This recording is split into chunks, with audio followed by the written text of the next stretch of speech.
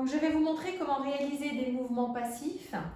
Les mouvements passifs sont réalisés souvent en post-opératoire de façon à éviter d'avoir une ankylose sur le membre du chien qui n'est pas suffisamment mobilisé. Donc on va réaliser ces mouvements en se plaçant côté du dos du chien pour ne pas être gêné par ses membres. Et on va réaliser des mouvements en laissant le membre parallèlement à la table, dans l'axe d'un plan parallèle à la table. Pour réaliser ces mouvements, il va falloir placer la main sur le coude. Détends-toi, ma chérie. Oui, super. Et ne pas tirer. Si on tire, le chien a tendance à retenir le membre. C'est très bien.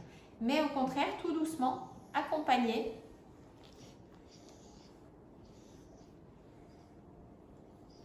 Oui, super. Sur un mouvement où l'on fléchit tout, le coude, le carpe, on pousse vers l'avant en extension. On étend jusqu'à l'arrière, c'est bien ma chienne. On réfléchit tout. On tend, doucement, détends-toi. Alors sur un chien handicapé, souvent c'est presque plus facile. On plie tout. Et on fait le mouvement une vingtaine de fois, toujours parallèle à la table et de façon lente. Oui, très bien. Jusqu'à ce que le chien comprenne le mouvement et à ce que ça soit fluide. Toujours flexion complète, extension. Et on le réalise une quinzaine ou une vingtaine de fois. On peut également le faire dans le sens opposé. Moi, j'avoue que je le fais souvent dans le sens de la marche, c'est-à-dire plutôt dans l'autre sens. Ne pas oublier d'aller vraiment chercher aussi l'extension de l'épaule, vous voyez là. Pas faire seulement des mouvements vers le bas comme ça.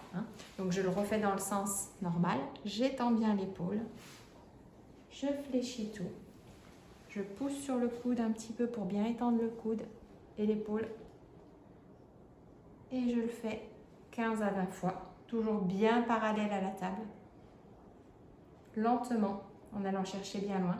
Et surtout, ne pas tirer. Vous voyez, si on tire, le chien a tendance à ramener le membre dans le sens opposé. Donc tout doucement, l'accompagner.